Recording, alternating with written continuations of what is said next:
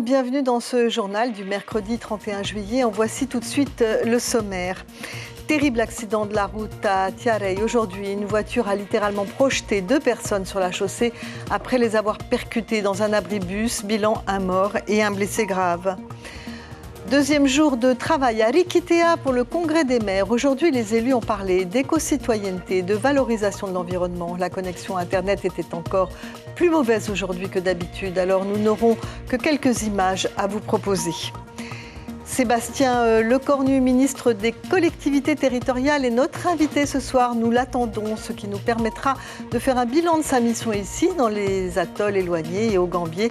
Le ministre est venu aussi préparer le prochain voyage présidentiel prévu en avril prochain après les communales. La Croix-Rouge, toujours au service des plus démunis. Ce soir, focus sur un des magasins qui propose des vêtements pas chers pour tous les enfants qui rentrent bientôt à l'école. Les petits bénéfices dégagés seront intégralement réutilisés pour le bien de tous ceux qui sont en panne sociale. Et pour finir, nous parlerons d'art avec une artiste chinoise qui présente ses œuvres à la Maison de la Culture. Une jeune femme gravement handicapée, mais qui a décidé de surmonter l'adversité en magnifiant la nature sur ses toiles. Plus la 23e depuis le début de l'année. Nous ouvrons ce journal avec l'annonce d'un mort sur la route. Cette fois-ci, l'accident s'est produit à Tiareil cet après-midi. Une voiture a percuté 2 personnes qui attendaient sous un abribus. L'une est décédée dans les minutes qui ont suivi le choc. La seconde a été transportée dans un état grave à l'hôpital du Taoné. Son pronostic vital est engagé. La voiture circulait dans le sens Taravao-Papeete et a fait une sortie de route avant de les emboutir toutes les deux très violemment sur le trottoir. Les pompiers et le SMUR sont arrivés rapidement, mais il était trop tard pour l'une des 2 victimes. Écoutons tout de suite les précisions de Philippe Vaitoare, pompier, au micro de Abinera Temataotoa. Donc, une victime prise en charge par les pompiers de Hitiotera, la conductrice prise en charge par les pompiers de Mahina, et la deuxième victime qui était sous l'abribus aussi, qui est en RCP en cours, donc un massage cardiaque en cours avec prise en charge avec le SMUR et les pompiers. Et c'est dû à quoi exactement? Pour le moment, je ne sais pas trop, donc on va attendre les gendarmes qui feront leur enquête. Voilà, je vous le disais il y a un instant, il s'agit donc de la 23e victime décédée dans un accident de la route depuis le début de l'année. Enfin, toujours au chapitre des faits divers, une découverte insolite à la base navale de Papeete ce matin. Il s'agit d'un obus qui a été trouvé dans un chantier. Un périmètre de sécurité a tout de suite été mis en place et la circulation déviée, ce qui a occasionné quelques embouteillages sur le front de mer. L'engin a été récupéré par les démineurs du DEDEX. Il sera bien évidemment détruit, mais loin de la base navale. On passe à toute autre chose pour vous rappeler que la Croix-Rouge est toujours là. Nous vous en parlions hier soir. Le cartable d'un écolier pèse entre 4 et 10 000 francs, une dépense importante pour les familles nombreuses. Mais il y a des solutions pour tous, des aides de la CPS, des cartables garnis à prix modique par les associations de parents d'élèves, sans oublier l'offre de la Croix-Rouge. À Pirey, par exemple, du linge pour la rentrée scolaire est disponible à prix mini et les vêtements aussi, c'est important. Heidi Yenko et Iroterorotua nous en disent plus. À la Croix-Rouge aussi, on est prêt pour la rentrée. Les bénévoles ont trié les vêtements déposés selon le type de linge. C'est dans les petites boutiques solidaires qu'il est ensuite exposé selon le genre et l'âge des personnes auxquelles il est destiné. Tout ce qui est sous-vêtements, les shorts, les pantalons, les chemises, les petites jupes pour les petites filles, les robes, des petits hauts aussi pour les robes, pour les petites filles. Voilà. Et le prix à peu près? Très intéressant, à 200 francs la pièce, quoi. Les familles peuvent trouver tout ce qui est vêtements, jouets, fournitures scolaires. Dans les antennes de la Croix-Rouge, les boutiques de linge ou d'accessoires sont ouvertes à tous, sans condition de ressources, avec des prix en majorité en dessous de 500 francs. Quand on n'a pas trop de moyens, alors on vient ici. Et on peut vraiment acheter plus de linge ici. Pour certains clients, ce n'est pas le prix qui est le premier critère, mais plutôt une autre démarche de consommation pour au final aider ceux qui en ont le plus besoin. Je ne consomme plus du neuf. Je fais que de reprendre des habits, des occasions que je trouve ici. Et je trouve normal de faire ça puisque après ils reprennent l'argent pour mettre dans l'épicerie sociale pour combler les manques que nos habitants, notre Fénois a en ce moment. En effet, pour ceux qui se poseraient encore des questions sur le devenir du produit de ces ventes, sachez qu'une grande partie de l'argent récolté sert à acheter la nourriture accessible exclusivement aux plus démunis. On passe au 30e congrès des communes qui se tient actuellement à Mangareva jusqu'à vendredi. Aujourd'hui, les maires ont évoqué différents thèmes, toujours autour de l'environnement et de ses problématiques spécifiques dans les îles et atolls éloignés. Mais pas d'images neuves, ni les sujets que nous avions prévu de vous présenter, puisque l'inégalité numérique s'est illustrée de manière flagrante ce soir. Il est impossible d'établir une connexion avec l'archipel des Gambiers. Sébastien Lecornu, bonsoir. Bonsoir, merci de m'accueillir. Je rappelle que vous êtes le ministre des collectivités territoriales.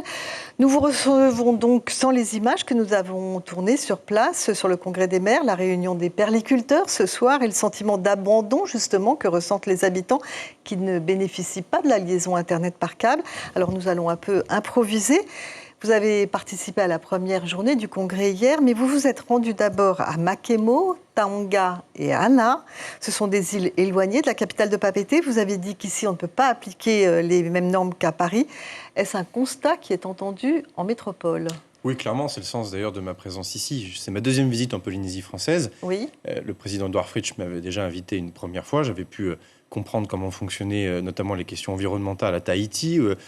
Gaston Tong-Song m'a gentiment invité également à Bora Bora pour me montrer toute la transition environnementale autour des projets de tourisme. Mais pour cette visite, qui d'ailleurs est une visite préparatoire en quelque sorte de la visite du président de la République en avril prochain, on y reviendra j'imagine. On y reviendra. Je souhaitais justement, comme la garde des Sceaux avant moi, où elle s'est rendue aux Marquises, je souhaitais prendre du temps, Edouard Fritsch me l'a proposé, au Tuamotu Gambier, dont effectivement un certain nombre de visites pour me rendre compte de la vie quotidienne des maires, des maires adjoints et des conseillers municipaux. Qu'est-ce que vous avez ressenti à Makemo, à Ana, et puis surtout à Taonga quand même, qui est vraiment très très reculé ? Très très reculé. J'ai ressenti plusieurs choses. Déjà, un véritable goût pour la démocratie locale. C'est pas parce qu'on est en Polynésie française, dans un archipel éloigné et de Paris et de Papeete, qu'il n'y a pas ce goût de faire vivre le conseil municipal comme partout ailleurs. Et donc j'ai trouvé des élus locaux complètement engagés, complètement mobilisés pour faire évoluer justement soit le service public du quotidien à la population, soit même pour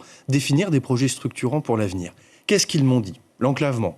Compétence d'ailleurs qui n'est pas tant celle de l'État, mais plutôt celle du pays. Alors, vous parliez des problèmes numériques et de connectivité. J'en suis désolé pour votre reportage. Moi, le premier, ça m'aurait fait plaisir de voir ces images. Mais il faut reconnaître au président Fritsch et à son gouvernement un effort financier important ces dernières années pour connecter l'ensemble des îles et des atolls. Je le dis avec humilité et respect. Oui, mais c'est parce que les Gambiers sont loin des câbles mais vous savez, madame, et Onotua. Venez dans mon département de l'Eure, allez dans le canton de Rugles, allez dans le canton de Brionne, allez dans des petites communes du sud de mon département, la connectivité est encore plus mauvaise que dans certaines atolls. Donc, est-ce que ça va suffisamment vite ? La réponse est toujours évidemment non, mais il faut aussi la regarder le verre à moitié plein. La connectivité des îles avec ce projet, soit par satellite, soit par câble sous-marin, est un projet dont le président Fritsch en a fait un élément majeur, une priorité majeure de son gouvernement. Non, il y a un enjeu surtout d'adaptation des normes. C'est ce que je retiens le plus. En clair, moi je suis le ministre des communes, je suis le ministre des maires, des mairies. C'est-à-dire qu'il y a un code qui régit tout ça, qui s'appelle le Code général des collectivités territoriales. Et souvent, lorsqu'on vote une loi à Paris, madame, on la vote en pensant que la commune de Vernon dans l'Eure pourra appliquer la même norme que Makemo. C'est pas vrai. Mais ça, on l'a bien compris. Mais cette adaptation-là, elle était au cœur justement du Congrès des maires, notamment sur les questions environnementales, parce que l'eau, l'assainissement, les déchets, l'énergie, les mobilités sont des compétences du quotidien, dans le bloc communal bien souvent, ou partagées avec le pays en fonction d'eux. Et là, justement, il y a un besoin d'adaptation. Donc moi, j'ai fait une proposition aux maires à Rikitea. Je leur ai dit sur le constat, je suis d'accord. Je l'ai vu à Ana, je l'ai vu à Makemo, les maires me l'ont dit. Sébastien Lecornu, maintenant je veux des propositions précises. Et je voulais vous faire parler des atolls et vous demander notamment, selon nos confrères de Radio 1, vous vous êtes rendu à Marutea Sud chez Robert Van. Pourquoi cet arrêt qui n'était pas prévu au programme ? C'est un arrêt qui était sur la route pour aller au congrès des maires, qu'Edouard Fritsch effectivement a souhaité pour me permettre de voir ce qu'était l'activité d'une ferme perlière. Donc j'y suis resté 2 heures. J'ai pu d'ailleurs mesurer les difficultés de cette activité. Visiblement, le cours n'est pas au beau fixe. Visiblement, les questions liées au réchauffement climatique peuvent menacer cette activité, qui est une activité économique importante pour la Polynésie française. Et donc, effectivement, j'ai pu me rendre compte sur place de ce que ça voulait dire. Ce n'est pas au programme, tout simplement parce que je suis ministre des communes et que donc, au programme officiel, figurent tous les éléments de l'agenda qui concernent les communes. Je suis allé cet après-midi au marché de Papeete, Je suis même allé acheter une paire de mais lunettes moi, de je vais vous soleil faire revenir à sur Papeete les toits- et je ne l'ai pas écrit dans le programme Moi, je officiel. vais vous faire revenir sur les Tuamotu. Vous êtes aussi arrêté à Ao pour faire du refueling et vous n'êtes pas arrêté pour voir les élus là-bas et ces projets d'aquaculture qui n'aboutissent pas depuis Vous des années. avez en effet un problème de connectivité puisque vous êtes mal renseigné, puisque j'ai pu voir le Peut-être. maire de Ao et hier et encore ce Oui, matin. mais vous n'avez pas parlé des projets 2 fois, d'aquaculture. bien sûr que si, avec le nouveau projet qui a été déposé par les Chinois. Vous avez avec un quelque nouveau chose à nous permis, annoncer ? Parce que je ne suis pas l'autorité environnementale, puisque vous connaissez vos classiques, vous savez très bien que les compétences environnementales sont au pays et pas à l'État français.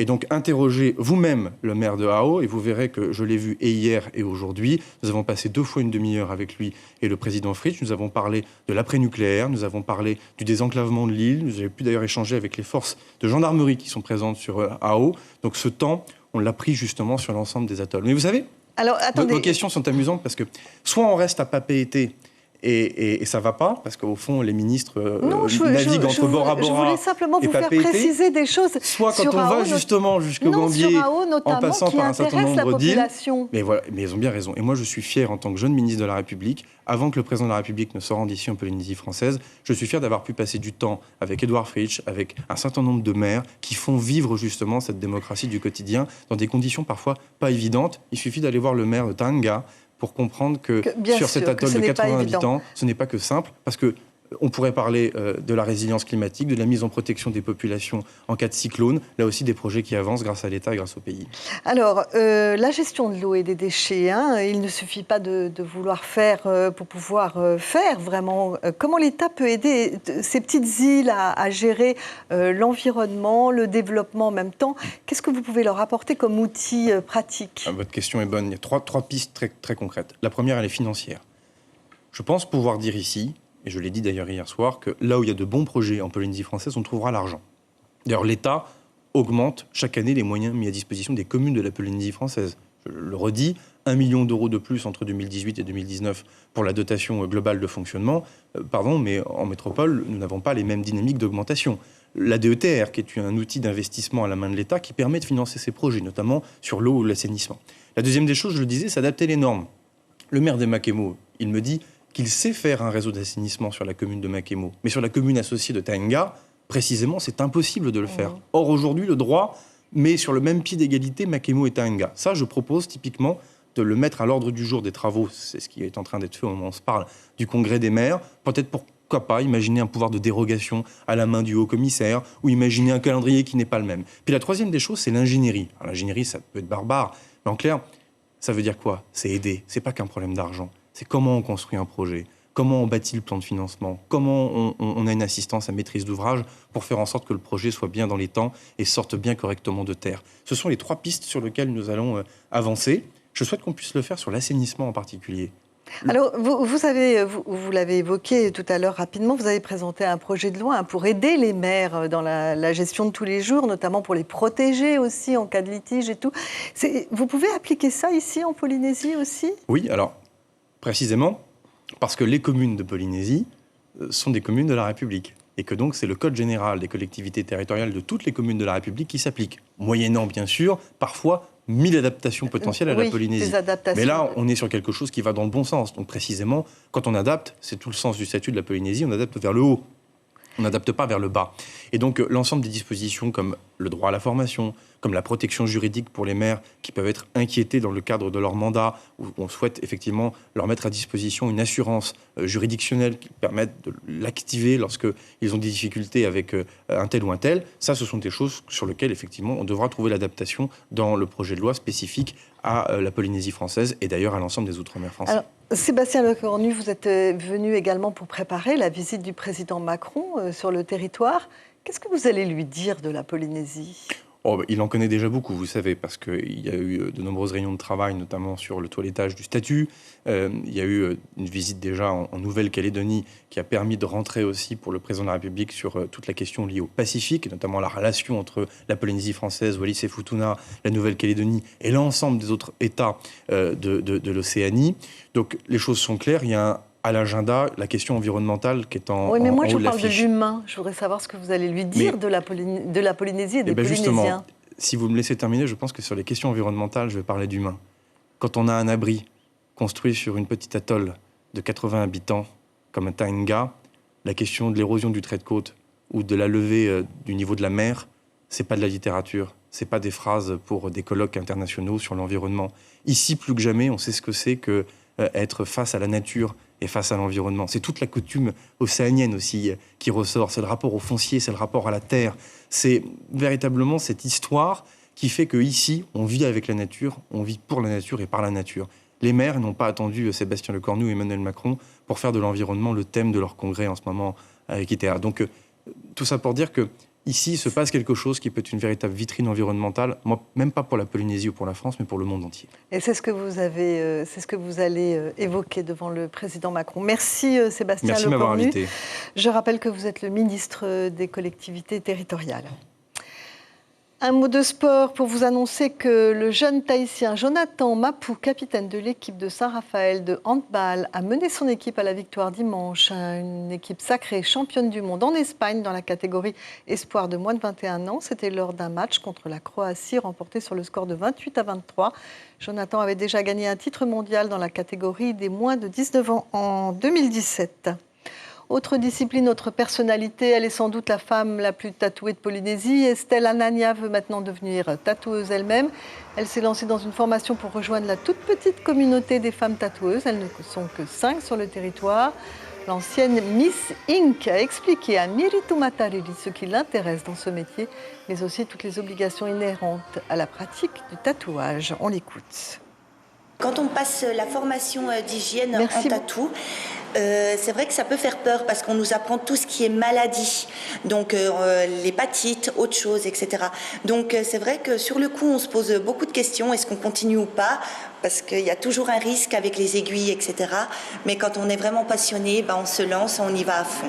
Au jour d'aujourd'hui, j'ai encore pas vraiment de style, mais peut-être dans le futur me lancer dans le polynésien moderne. Voilà, Estelle Anania veut aussi organiser une convention au mois de novembre à Punaouia. Elle compte collecter des fonds vendredi 9 août lors d'un bal dans les jardins de la mairie de Papeete. C'est la deuxième fois qu'elle expose ses toiles au Whenua. L'artiste chinoise Xiao Langfu est de retour après un premier séjour il y a 4 ans. Peintre de talent, elle est la preuve qu'avec de la passion et de la volonté, on peut aller à bout de bien des obstacles, car Xiao Langfu a perdu une partie de ses mains dans un incendie. Elle est un exemple du concept de résilience qui est de faire de son handicap une force. Florence O'Kelly et Mirko Van Fo l'ont rencontrée. Elle portera à vie les stigmates du drame qui a fait basculer son destin. Lorsqu'elle a 5 ans, Tiaolan est grièvement brûlée dans l'incendie de sa maison. Cet événement tragique, elle en parle aujourd'hui comme d'une deuxième naissance vers sa vie d'artiste.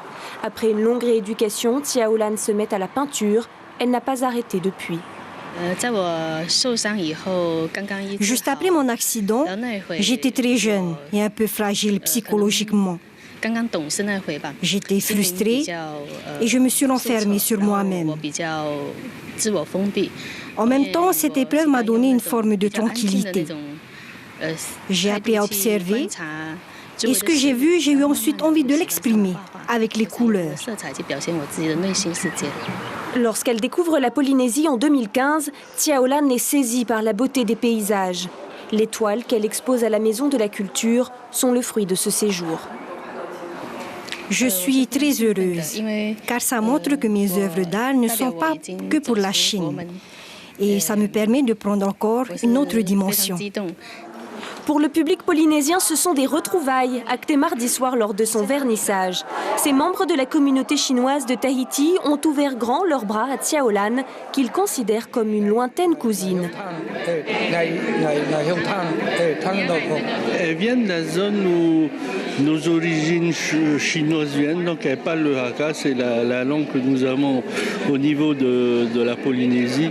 Donc c'est pratiquement pas un retour aux sources, mais retrouver une partie de sa famille qui est en Polynésie. Lors de son dernier passage, Tiaolan a vendu la totalité des 40 toiles qu'elle avait mises en vente. Si vous souhaitez en acquérir une, il vous faudra débourser entre 200 000 francs et 1,4 million pour la plus chère. Oui, mais l'art n'a pas de prix. Enfin, pour terminer ce journal, sachez que Jean-Michel Deligny est mort ce matin à Papeete. Un décès qui va toucher tous ceux qui ont connu la radio du temps de France 3 et de RFO, puisque Jean-Michel était l'animateur de la matinale de 1972 à 1987. C'est le premier ici qui a introduit de la diversité dans les programmes, un ton neuf aussi avec son langage libre et caustique. À nous les anciens, il a beaucoup appris et notamment à résister au fou rire à l'antenne qu'il provoquait chez les journalistes avec des blagues énormes. Ces quelques images rappelleront de bons souvenirs à tous ceux qui nous écoutaient déjà il y a plus de 30 ans. Voilà pour les infos ce soir, je vous en rappelle la principale. Ce terrible accident de la route à Tiareï qui a coûté la vie à une personne et en a blessé une autre grièvement. C'est une voiture qui est venue les percuter alors qu'elles attendaient le bus. Quant à nos confrères de la presse écrite, eh bien Tahiti Info a un peu de mal à boucler ses éditions en ce moment. La Dépêche, fauchée sous un abribus par une voiture, en référence à l'accident qui s'est produit cet après-midi à Tiareï. Voilà, merci de votre fidélité. Demain, l'info continue, d'abord avec les matinales radio qui seront assurées par David Chang et Agatha Taraou. Et j'aurai le plaisir de vous retrouver avec Vito pour les journaux télévisés. Excellente soirée à tous.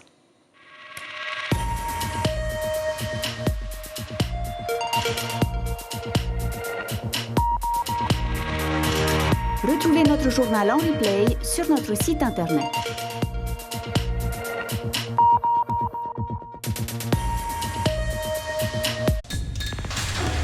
L'information en continu sur Polynésie la première, Internet et réseaux sociaux.